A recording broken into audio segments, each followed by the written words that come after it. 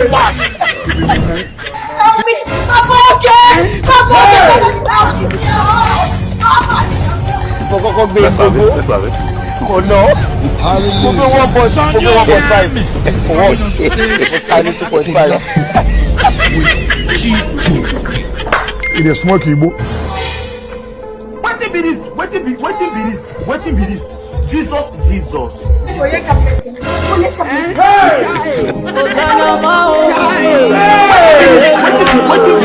What be this? Run, no. What's all this?